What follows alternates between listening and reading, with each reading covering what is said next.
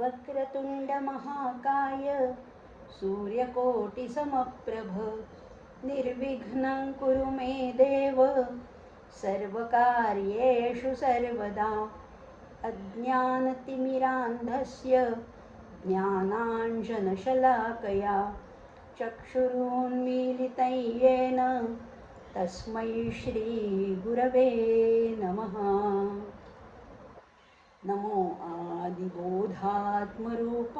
परेशा नमो हंसनारायणा निर्जरेशा नमो ब्रह्मदेवा वसिष्ठा श्रीरामा नमो मारुती रामदासाभिरामा श्रीराम। रामामी तव दास दास म्हणता माते कशाचे भय रामा जाईन ज्या स्थळी सुखघना होईल तेथे जय। रामा या भुवनत्रयी तुझ विना नाही तुझा तारक रामा तू सकलार्थ पूर्ण करिसी तू तात मी बालक श्रीराम। सह्याद्री गिरीचा विभाग विलसे मंदार शृंगापरी नामे सज्जन जो नृपे वसविला श्री उर्वशीचे तिरी साकेताधिपती कपी भगवती हे देवजाचे शिरी तेथे जागृत रामदास विलसे जो या जना उद्धरी श्रीराम। जय जय रघुवीर समर्थ। नमस्कार। आपण आत्माराम या समर्थांच्या प्रस्थानत्रयीच्या आत्माराम या ग्रंथावर अभ्यास करतोय, त्याच्यावर विचार विनिमय करतोय, चर्चा करतोय आणि आता ह्या आत्माराम या ग्रंथाचं तिसरं प्रकरण सुरू आहे ज्याचं नाव आहे ब्रह्मनिरूपण। हे ब्रह्मनिरूपण आहे तरी काय? याच्यापूर्वी आपण त्यागनिरूपण पाहिलं। कशाचा त्याग करायचा तर सगळ्या नाशिवंताचा, जे आपल्याबरोबर येणार नाही। मृत्यूनंतर आपल्याबरोबर इथलं काहीही भौतिक गोष्टीपैकी काहीही येत नाही, त्या सगळ्याचा त्याग करायचा। आणि त्याग म्हणजे प्रत्यक्ष त्याग नाहीच करायचा, मनाने त्याग करायचा। मनाचं जे गुंतलेपण आहे ते मात्र काढून टाकायचे आणि कर्तव्य कर्म मात्र उत्तम रीतीने आचरायची, असं त्यागनिरूपण आपण पाहिलं होतं। आता त्यागनिरूपणाच्या पाठोपाठ येतं या सगळ्या ज्या नाशिवंत गोष्टी ज्या आहेत त्या मायाजनित आहेत, माईक आहेत। आणि म्हणून त्याच्यानंतर आपण माया निरूपण पाहिलं की माया कशी आहे, कसं काय आम्हाला हे कळत नाही, एवढा भास कसा आहे, एवढी भ्रांती कशी आम्हाला झालेली आहे, ह्याचं उत्तर आपल्याला माया निरूपणामध्ये सापडतं। पण ही माया तरी कशाच्या अधिष्ठानावर आहे? उगीच असा भास होत नाही, काहीतरी एक वस्तू लागते, काहीतरी एक अधिष्ठान लागतं। हेही आपण मागच्या भागात पाहिलं होतं की जशी दोरी पडली असताना सर्पाचा भास होतो, रज्जू सर्प भास असं त्याला म्हटलेलं आहे, किंवा शुक्ती रजत भास आपण पाहिला मागच्या वेळेला। म्हणजे भास होण्यासाठी सुद्धा काहीतरी अधिष्ठान लागतं। मिथ्या काही गोष्टी वाटतात, पण या मिथ्यात्वासाठी काहीतरी सत्याचं अधिष्ठान लागतं। आणि म्हणून आपण मागच्या भागामध्ये हेही पाहिलं होतं की ज्या गोष्टीवर भास होतो ते अध्यस्त आहे, ज्या गोष्टीचा भास होतो तो अध्यास आहे। आणि हे सगळी जी क्रिया आहे ना, हे सगळं म्हणजे अधिष्ठान आहे, अध्यस्त आहे आणि अध्यास आहे। या तीन गोष्टी आपण पाहिल्या। मग या संपूर्ण जगन मिथ्या जरी असलं तरी या जगताचं अधिष्ठान काय आहे? ते आहे ब्रह्म। या ब्रह्मावर मूळ आहे, सत्य आहे, खरं आहे, ते फक्त ब्रह्म आहे, चिरंतन आहे, ते शाश्वत आहे। आणि त्या ब्रह्मावर आम्हाला फक्त या जगाचा भास होतोय। आम्ही या भ्रांतीमध्ये गुरफटलेलं आणि या संपूर्ण प्रवासाला म्हटलेले अध्यास।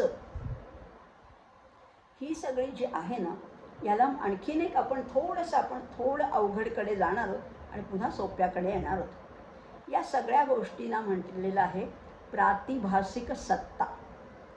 प्रातिभासिक सत्ता म्हणजे काय आहे? प्रातिभासिक खरं म्हटलं ना तर तीन सत्ता आहेत या विश्वामध्ये, या ब्रह्मांडामध्ये तीन सत्ता आहेत। पारमार्थिक सत्ता आहे, व्यावहारिक सत्ता आहे आणि तिसरी प्रातिभासिक सत्ता आहे. पारमार्थिक सत्ता तर आपल्याला माहितीच आहे, ब्रह्म नाही अशी जागाच नाही आहे. त्यामुळे रीता ठाव या राघवे वीण नाही, रिकामी जागाच नाही आहो या राघवाशिवाय किंवा या परब्रह्माशिवाय. ही झाली पारमार्थिक सत्ता. आपण जे रोज आचरतोय, जो वावरतोय, ती सगळी आहे व्यावहारिक सत्ता. व्यवहारात आपण वर्तन करत असतो. आणि तिसरी आहे ती प्रातिभासिक सत्ता, म्हणजेच जे आहे ते उकलत नाही, ते समजत नाही, ते कळत नाही आणि त्याच्याऐवजी वेगळंच काहीतरी वाटतं. ह्याला म्हटलेलं आहे प्रातिभासिक सत्ता. या तिन्ही सत्ता आणि तिन्ही त्रिपुटीचाही आपण विचार मागच्या भागात थोडासा केला होता. आज मात्र आपण त्याच्या पुढे जाणार आहोत. समर्थ या ब्रह्मनिरूपणाची सुरुवातच करतात मुळी, संगती तुका नाशिवंत सांडून राहावे निवांत. हा संग सांडून द्यायला सारखं वारंवार सांगतात. संघाची सुद्धा आपण व्याख्या मागे पाहिली होती बरं का. संघ म्हणजे आसक्ती, संघ म्हणजे हव्यास. आम्हाला जे माझं माझं वाटतंय, ममत्व जे आहे ना, ती सगळी आसक्ती आणि ती सांडून टाकायची आणि मग निवांत राहणार. आणि ही आसक्ती टाकली की काय होणार आहे, आणि नंतर आणखीन एक गोष्ट करायची, एकपणाचाही अंत झाली या समाधान. हे सगळं एक एक एक एक गोष्ट कमी कमी कमी या भौतिकाच्या पसाऱ्यातनं कमी कमी करत आपल्याला त्या ब्रह्माशी तद्रूप व्हायचे. पण ते सुद्धा विरून जायला पाहिजे. एकरूपता किंवा एकपणाचा अंत झाली या समाधान. त्या एक पण सुद्धा नको, काहीच शिल्लक नाही राहिलं पाहिजे. माझं भानच हरपून गेलं पाहिजे, अशी ही अवस्था आहे. आपण बघितलं की आसक्ती फार वाईट आहे. गमतीने असं म्हणतात, आसक्ती है मगर जा नहीं सकती, जल्दी जा नहीं सकती. तिला उपटून काढावं लागतं, सहजासहजी ती जातच नाही. आणि म्हणून आसक्ती है, अशी आसक्ती तिला काढायचे आणि मग आत्मिक शांततेचा अनुभव घ्यायचा. आंतरिक शांतता मिळणार आहे. आणि ही आंतरिक शांतता सहजासहजी नाही मिळत, कठीण आहे, पण ती मिळवायची, ती प्राप्त करून घ्यायची. आणि म्हणूनच समर्थाने सुद्धा वारंवार मनाच्या श्लोकामध्ये सुद्धा सांगितलं आहे, परिसंग सोडून सुखे राहावे. संग, सत्संगाचं महत्त्व आपण नेहमीच जाणतो, पण इथला जो संग आहे तो आसक्ती आहे, ते ममत्व आहे, ती ओढ आहे, तो हव्यास आहे. आणि म्हणून संगच टाकायचा आहे. आणि मागच्या वेळेस मी हेही म्हटलं होतं, ह्या वेळेस ह्या महिन्यात मला जी जी कामं आली आहेत किंवा जी जी व्याख्यान आहेत तिथे हाच विषय आहे. हा योगायोग म्हणायचा का परमेश्वरी कृपा म्हणायची. आत्ताच ब्रह्मज्ञानावली मला याच्यामध्ये सुद्धा असंगोहम असंगोहम असंगोहम पुनः पुन्हा सच्चिदानंद रूपोहम अहमेवाहमव्यया याच्यावरही चिंतन झालं होतं. आता हे सगळं जे आहे ना, किंवा धर्मक्षेत्रेमध्ये सुद्धा जो 5वा अध्याय चालला आहे त्याच्यातही हेच सांगितलंय, ब्रह्मण्याधाय कर्माणि संगं त्यक्त्वा करोति यः. संग टाकायला सांगितलंय सगळीकडेच. मग आता आपण ही आसक्तीचा त्याग करायचा आहे. हळूहळू हे विषय आहेत ना ते बाहेरच काढायचे. ते जर का आतपर्यंत चित्तापर्यंत गेले तर ती आसक्ती निर्माण होते. त्यामुळे या आसक्तीला काढून टाकायचे, हा आपला सगळ्यांचाच प्रयत्न असणार आहे. आता या ब्रह्मनिरूपणामध्ये आपण 9 श्लोक पाहिले होते. हा एकपणासुद्धा काढून टाकायचा. आसक्ती तर टाकायचीच आहे, संग तर टाकायचंच आहे, पण एकपणासुद्धा काढायचा आहे. एकपणा गेला की त्रिपुटी नाहीशी होते आणि म्हणून त्या सगळ्याच्या पलीकडे जायचं. तो आणि मी एकच आहे. सोहम, अहम ब्रह्मास्मी, हे जे आहे ना याच्याही पलीकडे जायचं. आणि एकदा तो अनुभव आला ना, तो अनुभवसुद्धा नाशिवंतामध्येच आहे.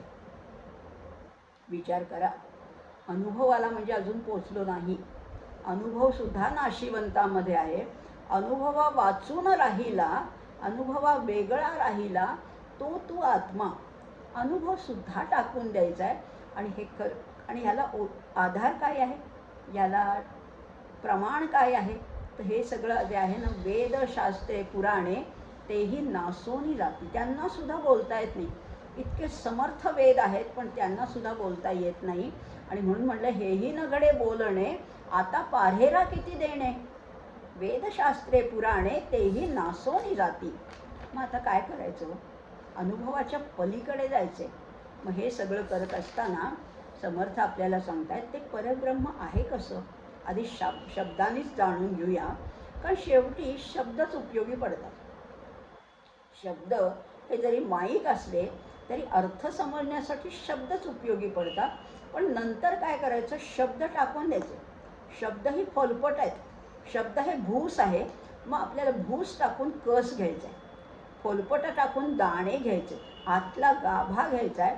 आणि म्हणून शब्दानेच त्याचं वर्णन करायला लागतं. पूर्ण वर्णन होत नाही, पण निदान कल्पना येते. आणि दुसरी गोष्ट म्हणजे हळूहळू ती कल्पना मनामध्ये ठसायला लागते. आत्माराममध्ये 8व्या ओवीमध्ये समर्थ म्हणतात, जे बहु दुरीचा दुरी, अतिशय दूर आहे परब्रह्म, जे निकटची जवळी अंतरी. आत्ता तर म्हणले अतिशय दूर आहे, आणि आता म्हणतात अतिशय जवळ आहे, निकट आहे. अहो अंतरातच आहे. दुरी आणि अभ्यंतरी संदेहाची नाही. जितकं दूर आहे तितकंच ते आत आहे. बरं, जे सकळा परिस मोठे, केवढे ब्रह्म विराट आहे.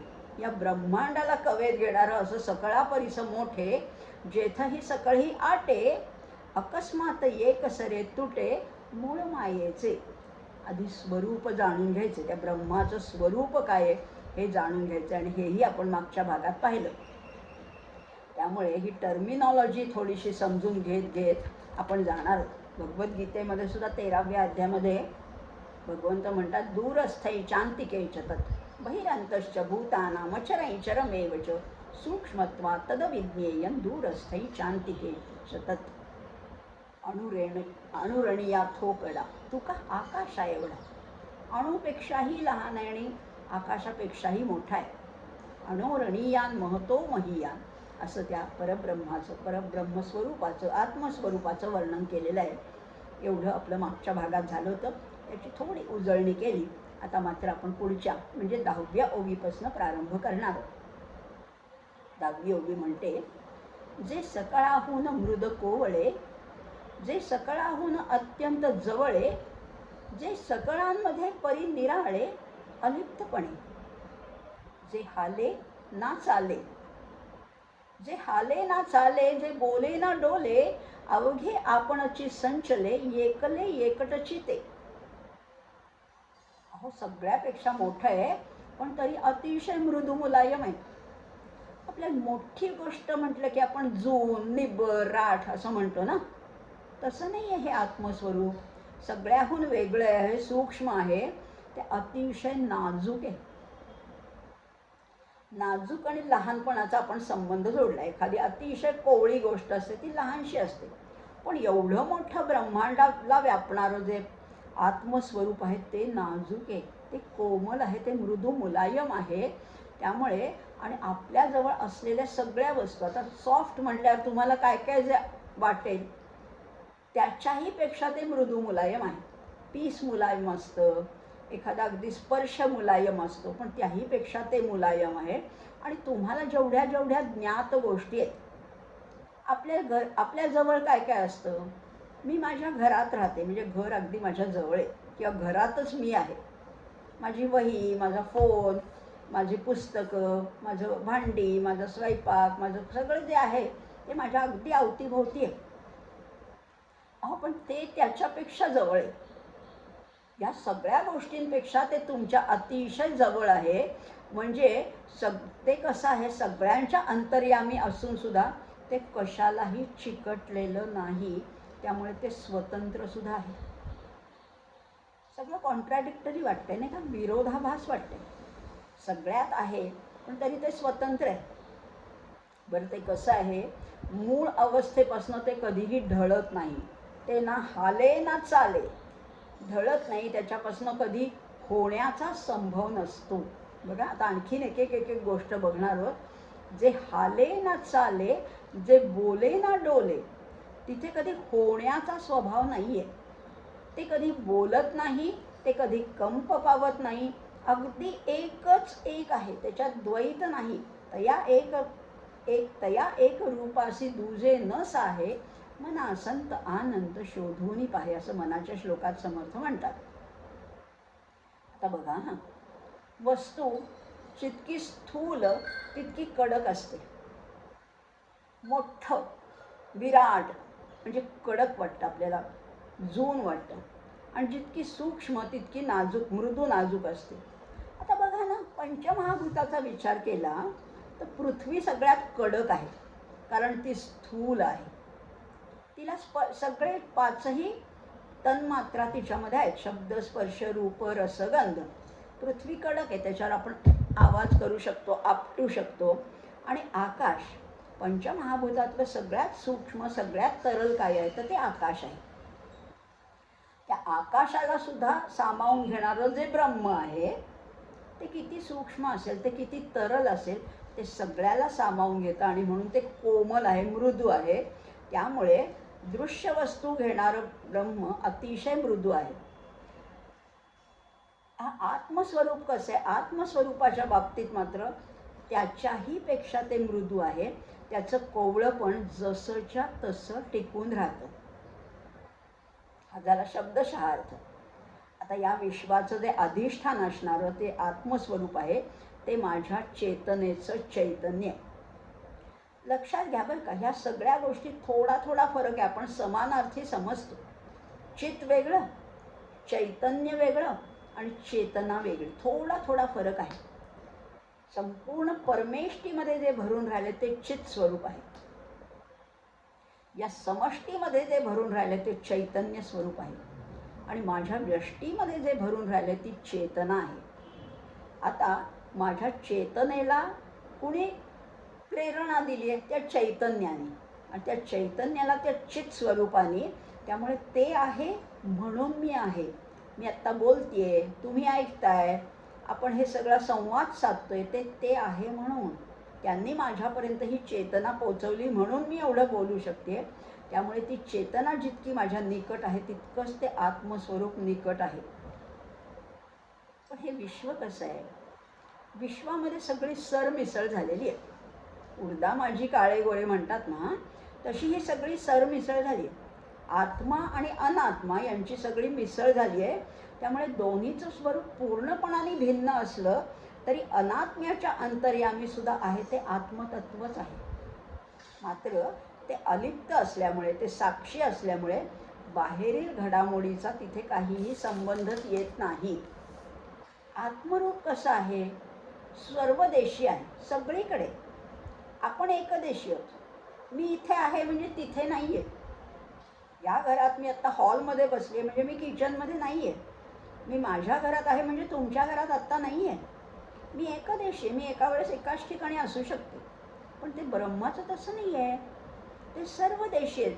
ते आज इथे पण आहे, आता पुण्यात आहे, मुंबईत आहे, सोलापूरला आहे, नागपूरला आहे, काशीला आहे, काश्मीरला आहे आणि केरळला सुद्धा ते आहे. अमेरिकेत, ऑस्ट्रेलियात सुद्धा ते आहेच.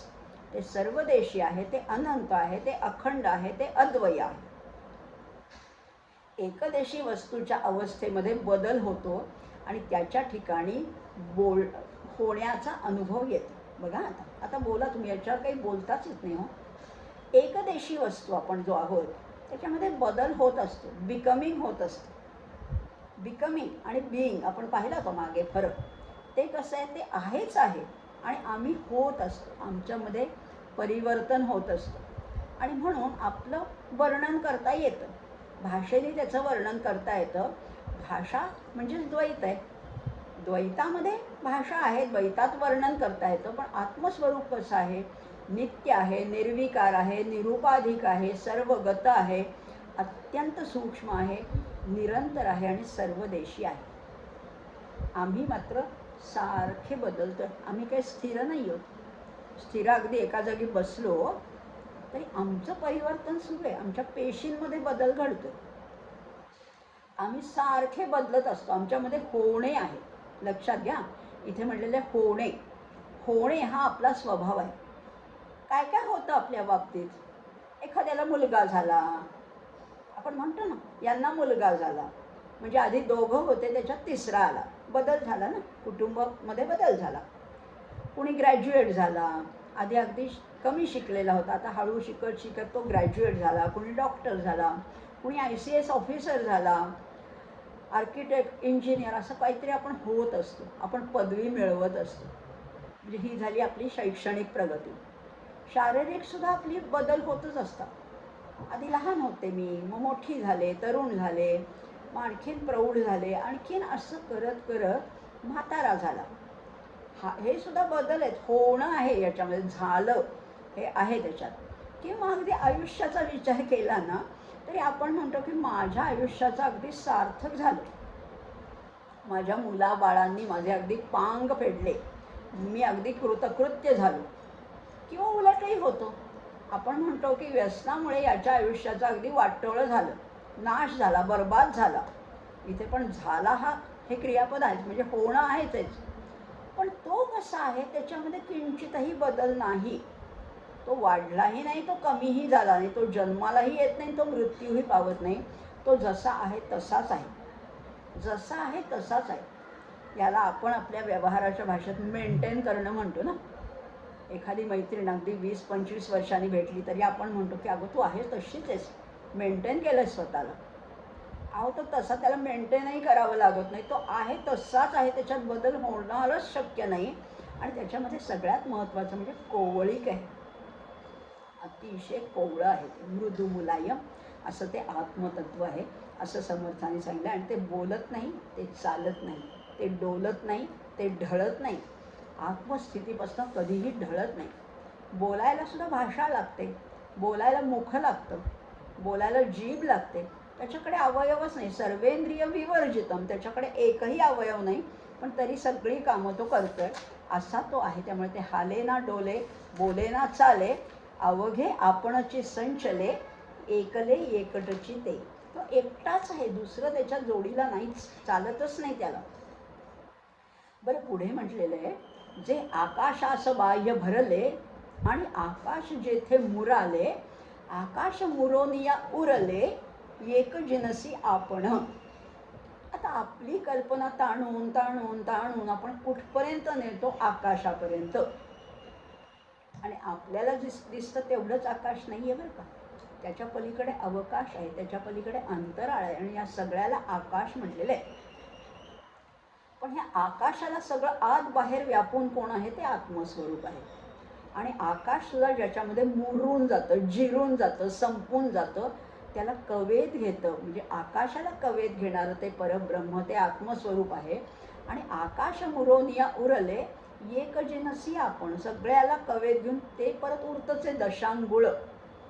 भूजल तेज समीरख, रविशशी काष्ठादिकी असे भरला, स्थिरचर व्यापुनी अवघे, तो जगदात्मा दशांगुळे उरला. तो संपत नाही, या सगळ्याला व्यापून आता कसं बसं व्यापलंय आणि माझी कपॅसिटी संपली असं तो काही म्हणत नाही, तो उरलाच आहे, दशांगुळ उरलेला आहे.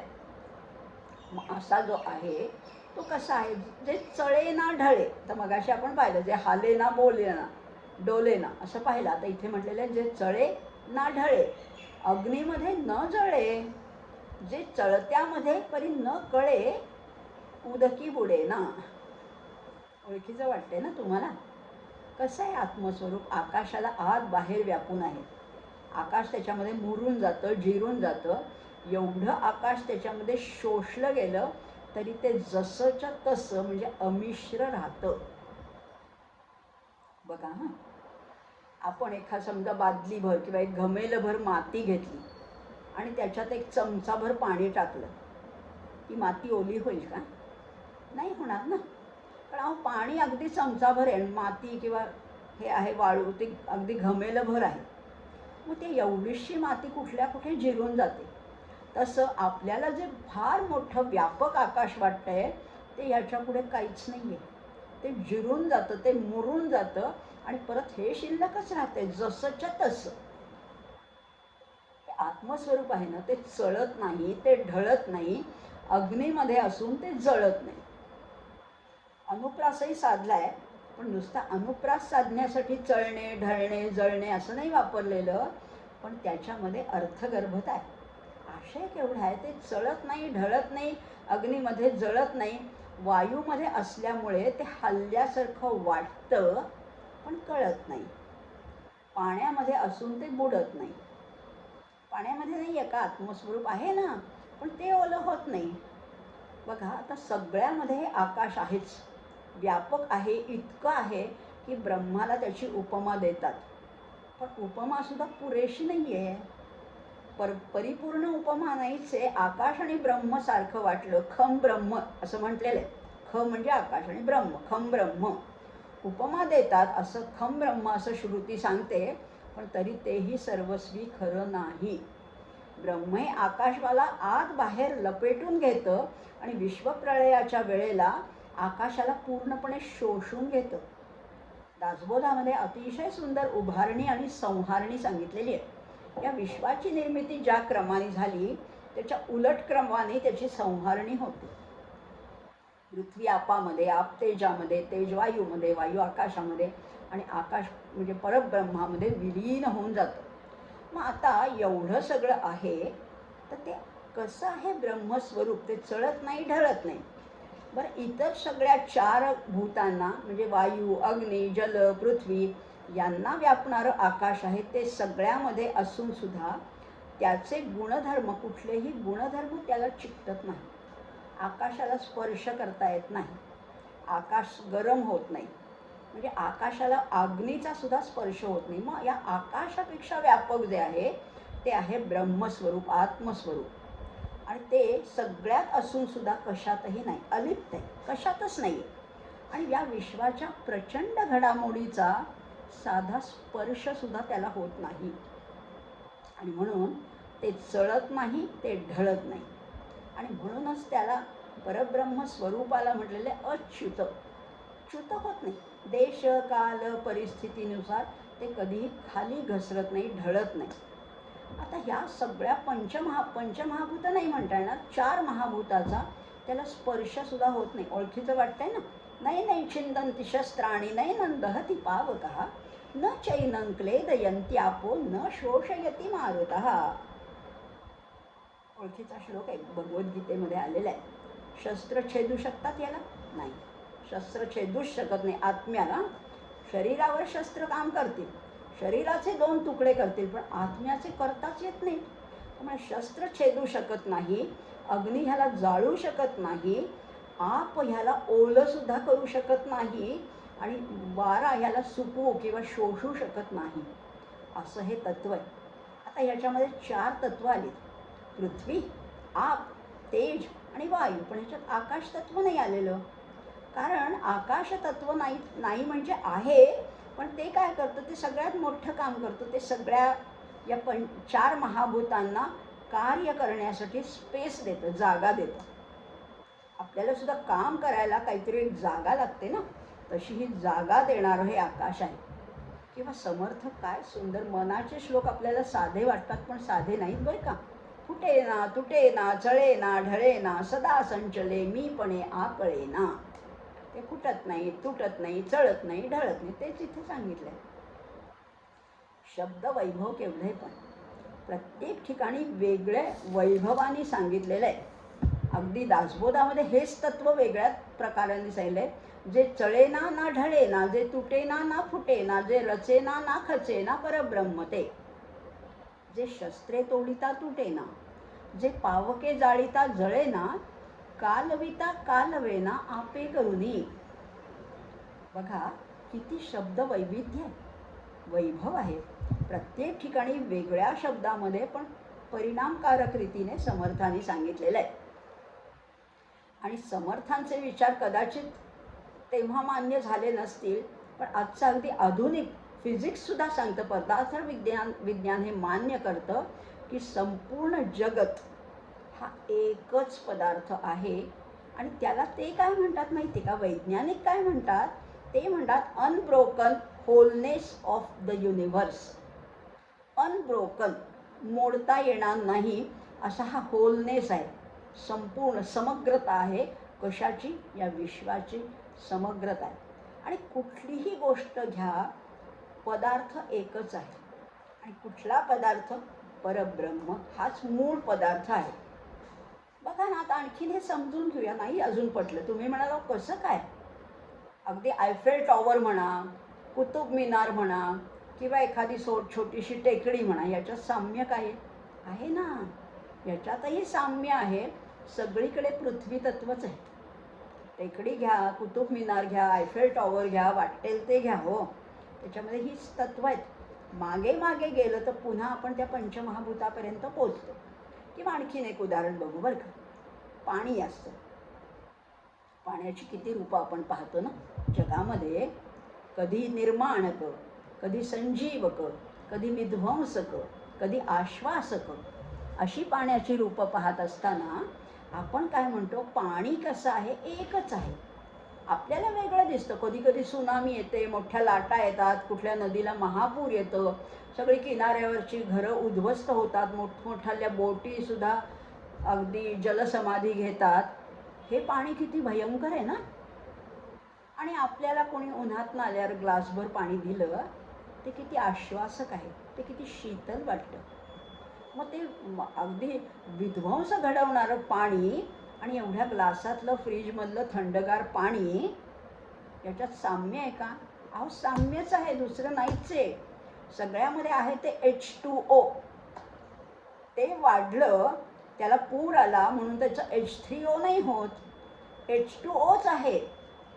त्यामुळे सगळीकडे पाणी जसं एकसारखंच आहे. अगदी थेंबभर पाणी असो, समुद्रातलं पाणी असो, H2O हेच त्याचा फॉर्म्युला आहे, हेच त्याचं तत्व आहे. आणि बघा ना, ही सगळी पंचमहाभूतं जी आहेत, ही सगळी, आता पाण्याचं उदाहरण घेतलं, पण कुठलंही तत्व घ्या, माती घ्या, पृथ्वी म्हणजे पृथ्वी, आप, तेज, वायू, आकाश, सगळं शेवटी झालंय कशापासून? पंचमहाभूतापासून. आणि पंचमहाभूतं कशापासून झाली? परब्रह्मापासून. म्हणजे शेवटी तुम्ही केंद्रबिंदूकडे जेव्हा जाल तेव्हा त्या आतपर्यंत मध्यबिंदूपर्यंत पोचाल. अजूनही नाही समजलं असेल तर आणखी ना एक उदाहरण बघूया. वर्तुळ असतं, आपण भूमितीमध्ये काढायचो ना, वर्तुळ काढायचो. आणि ते वर्तुळ कसं असतं, केंद्रबिंदू एकच असतो, पण जशी त्रिज्या बदलेल तसा परिघ बदलत जातो. छोटं वर्तुळ, जरा मोठं, जरा आणखीन मोठं, असं करत करत आपल्याला मोठं वर्तुळसुद्धा काढता येतं. पण त्या सगळ्याच्या वर्तुळाच्या मध्याशी निश्चित आणि न पालटणारा असा केंद्रबिंदू असतो. अहो तसंच आहे मग हे. या विश्वाच्या सगळ्या मुळाशी एकच आत्मस्वरूप आहे. तो केंद्रबिंदू काही केल्या बदलत नाही. परिघ लहान झाला, मोठा झाला, तुम्ही बदला, ते नाही बदलत. त्रिज्येच्या अपेक्षेने जसा परिघ बदलतो तसं अहमच्या अपेक्षेने विविधता साकारते. ही सृष्टी एवढी विविधतेने नटलेली दिसते आम्हाला, पण ती कशामुळे? अहमच्या अपेक्षेने त्या विविधता दिसते. आणि म्हणून आम्हाला वाटतं की हे जग किती विविध रंगी आहे. आणि तुम्ही काय म्हणता, एकच आहे. अहो केंद्रबिंदू एकच आहे. ही त्रिज्या बदलली की परिघ बदलतो, एवढंच त्याचा अर्थ आहे. पुढे समर्थ म्हणतायत, जयास कोणीच नेईना, चोरू जाता चोरवेना, कल्पांत झाला तरी वेचेना अणुमात्र. जे ज्ञान चक्षी लक्षिले नव जाये, जेथे आकार भयेची जाये, सांगितले ते साकार होये, म्हणून सांगणे न घडे. आता बघा, आपण हे तर पाहिलं, त्याला म्हणजे शस्त्र छेदू शकत नाही, अग्नी जाळू शकत नाही, पाणी ओलं करू शकत नाही, वायू सुकवू शकत नाही, हे तर पाहिलं. पण मग चोर काय करतात? एखादी वस्तू दुसऱ्याच्या घरची चोरून आपल्या घरी नेतात. इथे काय आहे? जयास कोणीच नेईना, त्याला कोण नेणार? हो, चोरू जाता चोरवेना, त्याला चोरताच येत नाही.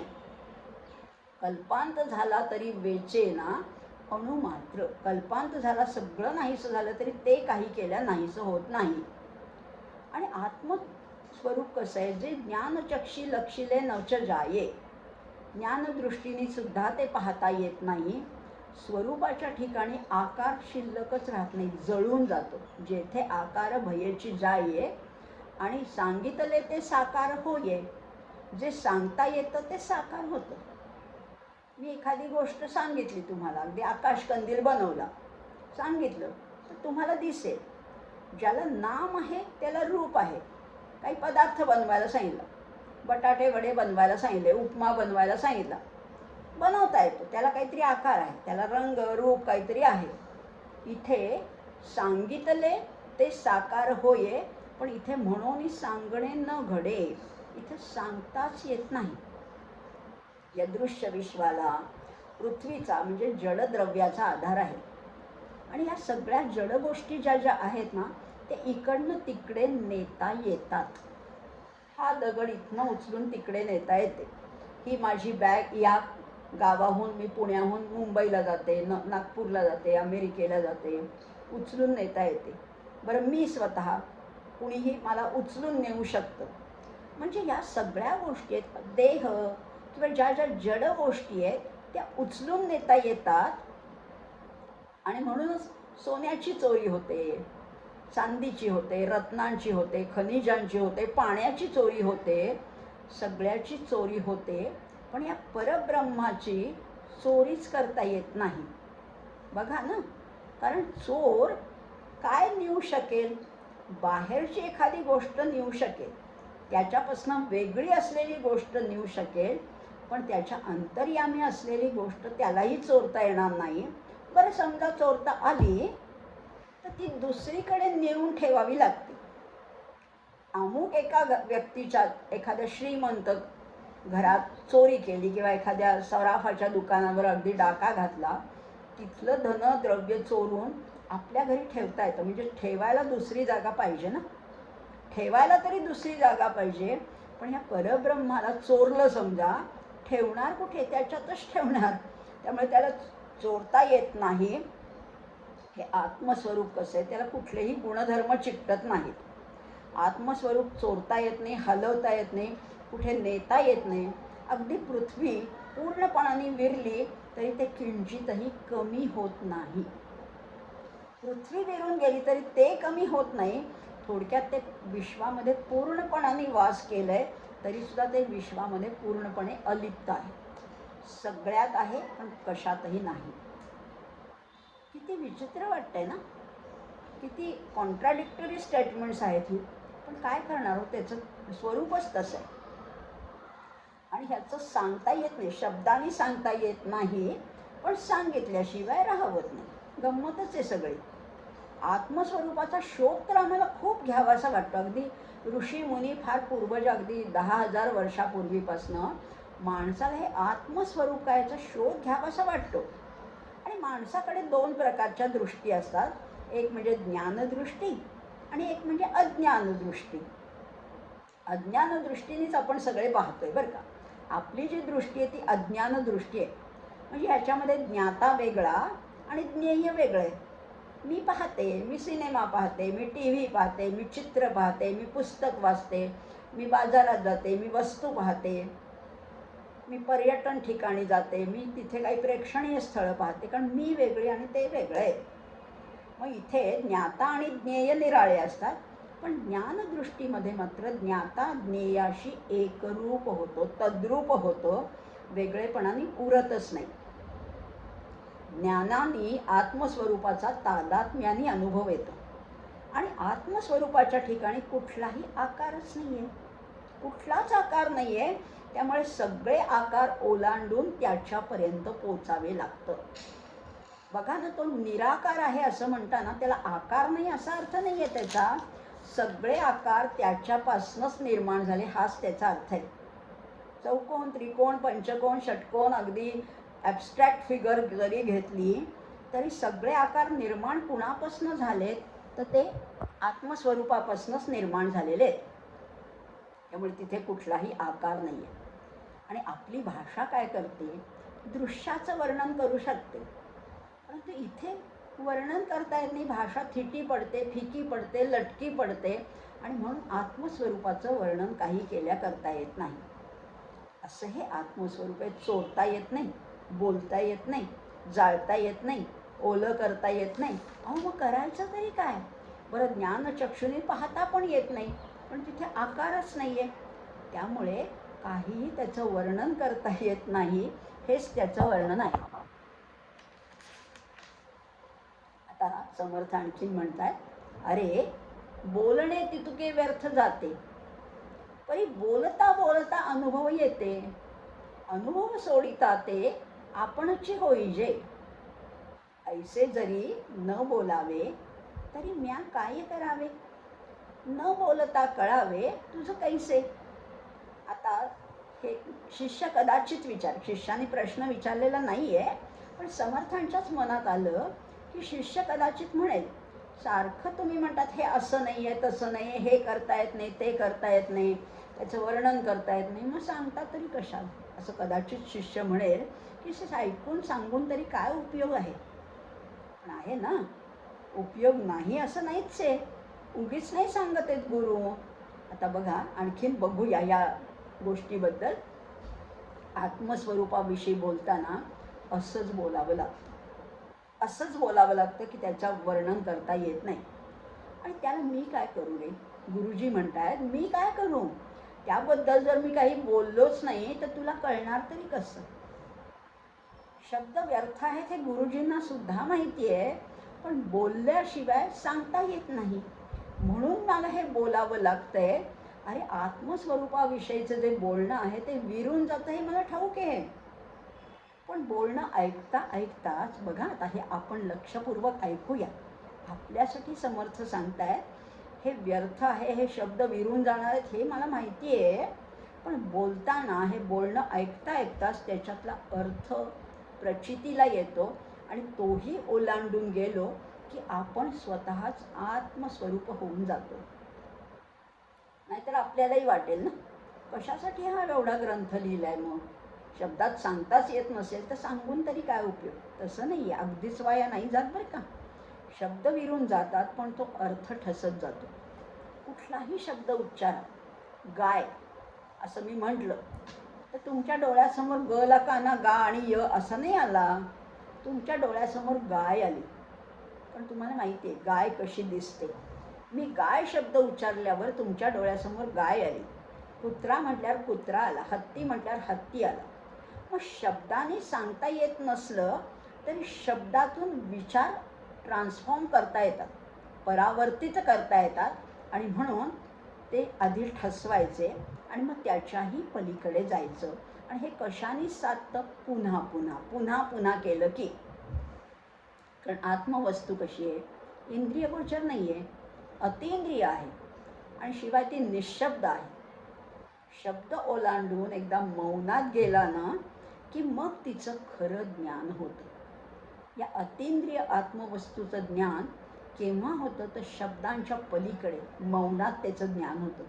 शब्दा वाचून कळले सारे शब्दांच्या पलीकडले. मग तिथे शब्दांची आवश्यकता भासत नाही, पण सुरुवातीला शब्द आवश्यक आहेत. पुढे काय होतं? गुरोस्तु मौनम व्याख्यानम शिष्याश्चिन्न संशयाः. गुरु काही बोलले नाहीत तरी कळायला लागतं शिष्याला, पण तेवढी तयारी व्हायला पाहिजे, त्या पायरीपर्यंत पोचता आलं पाहिजे आणि त्याच्यासाठी आवश्यक आहेत ते शब्द. म्हणजे हे सगळं खरं असलं तरी भाषेच्या प्रांतात राहणाऱ्यांनी आपल्या अज्ञानी शिष्याला समजावून सांगण्यासाठी संतांना ती भाषाच वापरावी लागते. म्हणून तर एवढे अभंग, म्हणून तर एवढी विवेचनं, म्हणून तर एवढे आध्यात्मिक अद्वैत निरूपणाचे ग्रंथ. अगदी भगवद्गीता काय, ज्ञानेश्वरी काय, तुकाराम गाथा काय, योग वासिष्ठ काय, हे सांगावं लागलं. शब्दामध्ये पकडता येत नाही, पण शब्दा वाचून सांगताही येत नाही. आणि भाषेच्या कक्षेत न येणाऱ्या ज्या आत्मवस्तू आहेत त्याच्यासाठी ही उलट सुलट विधानं करावी लागतात. त्याला काही इलाज नाही आहे. एकदा म्हणतात दूर आहे, एकदा म्हणतात जवळ आहे, एकदा म्हणतात बाहेर आहे, एकदा म्हणतात आत आहे, एकदा म्हणतात खूप मोठं आहे, एकदा म्हणतात खूप बारीक आहे. मग आहे कसं? अरे करावं लागतं. त्याच्यानेच त्याचं थोडं थोडं आकलन होत जातं. आणि समजा काहीच बोललं नाही, गप्पच बसलं, तर मग ही आत्मज्ञानाची परंपरा खंडित होईल ना. ती चालू कशी राहणार? जर का हे आत्मज्ञानी पुरुष, हे थोर विचारवंत, हे आमचे संत साधू पुरुष तर कधी बोललेच नसते, तर मग लोकांना अध्यात्म शिकवणार कोण? आणि हे माहिती आहे संतांना आणि म्हणून ते त्याविषयी बोलतात, सांगतात, तळमळीने सांगतात, अगदी आपुलकीने सांगतात. बुडते हे जन देखवेना डोळा म्हणून कळवळा येतो मनी. त्यांना वाटतं ह्यांना कसं कळत नाही, आणि म्हणून ते पुन्हा पुन्हा वारंवार सांगतात आणि ते आपल्या हृदयामध्ये जसजसं झिरपत जाईल तसतसं ते ठसत जातं. नाही तर शब्द म्हणजे काय आहेत? खरं तर ही कंपन आहेत, केवळ कंपन आहेत, आवाजाच्या नुसत्या लहरी आहेत आणि त्या विरून जातातच. त्या विरून गेल्या तरी त्यातून निघणारा भिडणारा अर्थ बुद्धीमध्ये ठसतो, स्थिरावतो, त्याच्यातून मनन घडतं आणि मनन करणारी बुद्धी हळूहळू सूक्ष्म होत जाते. अशी सूक्ष्म बुद्धी ती अर्थाशी समरस होते, तदाकार होते आणि मग त्याचा निजध्यास लागतो. तो मग ध्यास सुद्धा उत्कट होत जातो. मग काय होतं, हा जीव त्या सगळ्या विचारांच्या मर्यादा ओलांडतो आणि स्वतः आत्मस्वरूप बनून जातो. अशी देहबुद्धी जाऊन आत्मबुद्धी उदयाला येते आणि त्याच्यासाठी माध्यम आहे ते शब्दच. बघा ना, अगदी लोकमान्य टिळकांचं वाक्य, स्वराज्य हा माझा जन्मसिद्ध हक्क आहे, नुसतं आठवलं तरी आपल्या अंगावर असं एकदम स्फुरण चढतं, अंगामध्ये चैतन्य जागतं. चले जाओ, जय हिंद, वंदे मातरम, किंवा आमच्या संतांनी सांगितलेली सगळी उदाहरणं, अभंग, जसजसं विचार करू तसतसे ते ठसत जातात, उतरत जातात, खोल जातात आणि मग त्याच्यातून आपल्याला साक्षात्काराच्या दिशेने, तद्रूपतेच्या दिशेने आपल्याला प्रवास करता येतो. याच्यासाठी हा सगळा खटाटोप आहे शब्दांचा. तो कधी कधी तोही फिकाच पडतो. एकदा एका साधूला एका दुसऱ्या विचारवंतांनी प्रश्न विचारला. अतिशय हिमालयात ते साधू अतिशय बरीच वर्ष तपस्साधना करत होते. दुसऱ्या एका साधकाने प्रश्न विचारला, क्या ब्रह्म जानते हो, तुम्हाला ब्रह्म कळलंय? त्यांनी काय उत्तर दिलं असेल, क्या ब्रह्म जानते हो? तो म्हणाला, ते साधूजी म्हणाले, जानना क्या है, ब्रह्म ही तो हूँ. जाणायचं वेगळं काय, मीच ब्रह्म आहे. वेगळं जाणायचं नाही आहे. म्हणजे ही खरी पोचल्याची अवस्था आहे. ही खरी अतिशय अंतिम परमपद ज्याला म्हणतात, ही अवस्था आहे. पण आमच्यासारख्यांना शब्दच आवश्यक आहेत, नाही का? आम्हाला कळण्यासाठी, आमच्या मनावर ठसण्यासाठी हे शब्दच आवश्यक आहेत. आणि शब्दच कशाला हो, जितकी इंद्रिय आहेत ना, तितकी आमची रिलेशन्स आहेत, तितके आमचे संबंध आहेत, तितकी माध्यम आहेत आणि ही सगळी त्या ब्रह्मापुढे व्यर्थ आहेत. म्हणजे बोलणं व्यर्थ असलं तरी बोलता बोलताच तो अनुभव यायला लागतो. बोलता बोलता, आणि म्हणून तर एवढा मोठा दासबोध ग्रंथ म्हणा, आत्माराम म्हणा, मनोबोध म्हणा, समर्थांनी प्रस्थानत्रयी, याच्या व्यतिरिक्त कितीतरी अभंग आहेत, भजनं आहेत, भारूड आहेत, धाट्या आहेत, कितीतरी उर्दू षटकंसुद्धा समर्थांनी रचलेली आहे. एवढं वाङ्मय कशासाठी? शब्द जर का व्यर्थ आहेत तर का रचले असते? अहो, आपल्यासाठीच, तुमच्या आमच्यासाठीच हे सगळं रचलेलं आहे. दासबोधाच्या शेवटी तर समर्थ म्हणतात, 20 दशक 200 समास, साधके पहावे सावकाश, विवर्ता विशेषा विशेष कळो लागे. केवढा ग्रंथ लिहिलाय, 20 दशक 200 समास, कितीतरी जवळजवळ 7,000-7,500 ओव्या लिहिलेल्या आहेत. मग एवढा खटाटोप कशासाठी, जर शब्दांनी कळतच नसतं? अहो, तुमच्यासाठीच. 20 दशक 200 समास. पण ते कसे? नुसती पारायणं नाही करायची बरं का. माझा 25 वेळा दासबोध वाचून झाला, काही अर्थ नाही आहे. मग कसा वाचायचा? साधके पहावे सावकाश. सावकाश. प्रत्येक शब्दावर, प्रत्येक ओवीवर चिंतन व्हायला पाहिजे, ते आत रुजलं पाहिजे. नुसतंच भराभरा पाठांतर करून काही उपयोग नाही आहे. वाचताना सुद्धा तो अर्थ मुरला पाहिजे. साधके पहावे सावकाश. आणि पुढे ते म्हणतात, विवर्ता विशेषा विशेष कळो लागे. विवरण पुन्हा पुन्हा केलं की त्याच्यातलं विशेष आणि अविशेष हे कळायला लागतं. आत्मतत्वाचा बोध हळूहळू व्हायला लागतो, असंही म्हटलेलं आहे. आणि बघा ना, एरवीसुद्धा, व्यवहारात सुद्धा एखाद्या गोष्टीचा आपण विचार करू लागलो, अगदी संसारातली सुद्धा असेल, अगदी घरामध्ये आवश्यक गोष्ट एखादी मला घ्यायची, त्याचा ध्यास लागतो. कुठली तरी, अगदी समजा मायक्रोवेव्ह घ्यायचा आहे, ध्यासच लागतो. आणि एखाद्या गोष्टीचा विचार करायला लागलो की त्या गोष्टीशी आपली जवळीक होते आणि मग त्याचा अनुभव कसा घ्यायचा याचा अंदाज यायला लागतो. त्यानंतर मग काय होतं, त्या अंदाजाचं रूपांतर निश्चयात होतं, मग त्याची खात्री होते, मग त्याला एक प्रकारची सहजता येते. हा मोठा प्रवास असला तरी सातत्याने जर का तो करत राहिलो तर त्याचा अनुभव येण्याची शक्यता असते. आणि तेच या आत्मस्वरूपाच्या बाबतीत आहे. काय म्हटलेलं आहे? विचार करायला लागलो की त्याची जवळीक वाढते. जवळचं काहीतरी वाटायला लागतं. मग त्याचा अनुभव कसा घ्यायचा याचा थोडा अंदाज येतो. हां, असं केलं तर ह्याचा अनुभव घेता येईल, थोडा अंदाज येतो. मग अंदाजाचं रूपांतर निश्चयात, हां हे नक्की बरोबर, ह्याच दिशेने गेलो तर हे आपल्याला ह्या मुक्कामापर्यंत पोचता येईल ह्याची खात्री पटते, विश्वास वाटतो. मग त्याला सहजता येते. बघा ना, हा रस्ता निश्चितपणे आपल्या मुक्कामापर्यंत जाणार आहे. हे जोपर्यंत कळत नाही तोपर्यंत आपण इकडे बघ तिकडे बघ. पण एकदा रस्ता पक्का झाला की आपण प्रवास करताना सुद्धा सहजता येते, कारण आपल्याला खात्री असते नक्की पोचणार, कधीतरी पोचणार. मग सहजता आली की तोच अध्यात्माचा खरं तर पाया आहे. आणि मग हा मोठा प्रवास आहे, लांबचा प्रवास आहे, प्रवास आहे दूरचा, पण ओळख आहे घरची.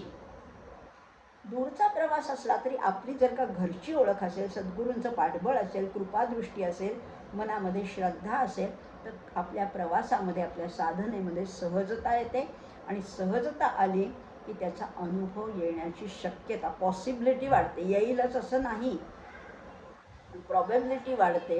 आणि म्हणून असा प्रवास हा पुन्हा पुन्हा ऐकायचं, शब्द ऐकायचे, हळूहळू ते ठसत जातात. आणि खरंच आहे, अनुभव सोडिता ते आपणची होई जे. आणि त्याही अनुभवातनं बाहेर पडायचं, आपण तेच होऊन जायचं आहे. या त्रिपुटेतनं बाहेर पडायला पाहिजे, त्या अनुभवाच्या कक्षेच्या पलीकडे जायला हवं. जोपर्यंत मी शिल्लक आहे तोपर्यंत जे घडायला हवं ते घडत नाही. बारीकसा पडदा मध्ये राहतो, तो अहंकाराचा पडदा आहे, तो जायला पाहिजे. असं म्हणतात की प्रभू रामचंद्रांनी जेव्हा रावणाचा वध केला तेव्हा अनेकांनी त्यांचं अभिनंदन केलं, अगदी आकाशातून पुष्पवृष्टी झाली. तेव्हा प्रभू रामचंद्र काय म्हणाले? प्रभू रामचंद्र म्हणाले, रावण को मैंने नहीं मारा, रावण को उसके मैंने मारा. किती अर्थपूर्ण आहे. रावणाला मी नाही मारलं, रावणाला त्याच्या मीत्वानी मारलेलं आहे, मीपणाने तो मारला गेला, असंच आहे. त्यामुळे आपल्यालाही हा मीपणा दूर करायचा आहे. हे सगळं करत असताना आणखीन पुढे त्या मायेचं परत रूप, जरी आता ब्रह्मनिरूपण आपला समाज चालला असला तरी इथे पुढे 18व्या ओळीमध्ये समर्थ काय म्हणतात ते बघूया ना. माया रूप मूळ तयाचे, शोधी न म्हणता समाधान कैचे, मज लाभ झाला या सुखाचे, मूळ तुटे. अहम ब्रह्मास्मी हा गाथा, आला देहबुद्धीची या माथा, देहबुद्धीने परमार्था, कान कोंडे होईजे. बघा आता आणखीन बघूया. अनुभव आला, या म्हणण्यामध्येच त्रिपुटी आहे. मला अनुभव आला म्हणजे काय? मी वेगळा, अनुभव घेण्याची गोष्ट वेगळी, आणि ही प्रक्रिया वेगळी. या तीन गोष्टी त्याच्यामध्ये आल्या, ही त्रिपुटी आहे. म्हणजे जिथे त्रिपुटी आहे, जिथे द्वैत आहे, तिथे माया आहे, ते मायिक आहे. आणि त्रिपुटीत राहून कधीही खरा ब्रह्मानुभव घेणं शक्यच नाही. त्रिपुटीमध्ये राहून ब्रह्माचा अनुभव नाही घेता येणार. ते वेगळं आणि मी वेगळं असं नाही शक्य. आणि त्यामुळे समाधान सुद्धा होणार नाही. कारण काय आहे? ते वृत्ती ज्ञान आहे. आणखीन एक नवीन शब्द बघतोय आपण, ते वृत्ती ज्ञान आहे. म्हणजे बघा, ज्ञानेंद्रियातून जे ज्ञान घेतो त्या सगळ्या वृत्ती आहेत. डोळ्यांनी पाहतो ही वृत्ती आहे, कानाने ऐकतो, रसनेने स्वाद घेतो, त्वचेने स्पर्श करतो, नाकाने वास घेतो, या सगळ्या वृत्ती आहेत. एखादा वास आला, अगदी सोनचाफ्याचा वास आला की आपल्या कुठल्या तरी स्मृती जाग्या होतात, वृत्ती प्रफुल्लित होतात. म्हणजेच त्या मनाच्या शांत सरोवरामध्ये एक खडा पडतो, तरंग उठतात, वृत्तींचे तरंग उठतात.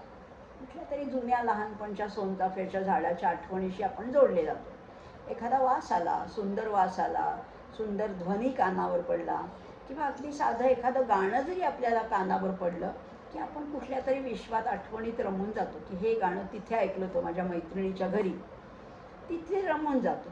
म्हणजे प्रत्येक वृत्ती ही काहीतरी तरंग उठवत असते, शांत सरोवरावर तरंग उठवत असते. तसंच आणि मग होऊन गेलेल्या ज्या आठवणी येतात ना, पूर्वीच्या, कधी लहानपणीच्या असतील, तरुणपणाच्या असतील, मागच्या असतील, विद्यार्थी दशेतल्या असतील, त्या आठवणींचं जे आपल्याला स्मरण होतं त्याला म्हटलेलं आहे स्मृतिज्ञान. वृत्तीज्ञान आणि स्मृतीज्ञान हे देखील एक प्रकारचं वृत्तीज्ञानच आहे. या आठवणी हे सुद्धा ज्ञानच आहे. आणि आपलं सगळं जीवन या वृत्तीज्ञानाने व्यापून गेलेलं आहे. या वृत्ती आहेत ना, त्या शांत व्हायला पाहिजे, निर्वृत्ती यायला पाहिजे. म्हणजे सारख्या वृत्ती उठतात, तरंग उठतात, तरंगाचे आणखी लाटा होतात, लाटांची वादळं होतात आणि मनामध्ये नुसता कोलाहल माजतो. म्हणून त्या वृत्तींनाच आधी पहिल्या मुळावरच घाव घालायच्या. वृत्ती शांत झाल्या पाहिजे. या वृत्तीतून जर का मुक्तता झाली, या वृत्तीतून जर का सुटका मिळाली, तर निर्वृत्तीचा अनुभव घेता येईल. निर्वृत्ती तरंगच नाही आहे, मनामध्ये विचारच नाही आहे, निर्विचार, विचारांचं विरेचन होत जातं. मन जितकं निर्विचार, जितकं शांत, शुद्ध, स्वच्छ, निर्मळ होईल, तितकंच ती बुद्धीसुद्धा सूक्ष्म होत जाते आणि या बुद्धीलासुद्धा आकलन व्हायला लागतं. ग्रहण क्षमता, तिची रिसेप्टिव्हिटीसुद्धा वाढायला लागते. आणि जेव्हा बघा ना, वृत्ती शिल्लक नसते, तेव्हा ज्ञानरूपता येते. मगाशी आपण पाहिलं की ज्ञानरूपता येणं, बुद्धीला सूक्ष्मता, बुद्ध्या सूक्ष्म्या वग्र असं उपनिषदामध्ये वर्णन केलं आहे. सूक्ष्म बुद्धी झाली ना, एकाग्र बुद्धी. आणि व्यवहारात सुद्धा बघा ना, अगदी शाळेत शिकलेलं सुद्धा एखादा लेसन, एखादा धडा आपल्या पक्क्या स्मरणात असतो. अगदी आजही ती कविता घडाघडा म्हणता येते. पण तेव्हा माझी वृत्ती निर्वृत्ती झाल्या असतील कदाचित आणि बुद्धी सूक्ष्म झाली असेल.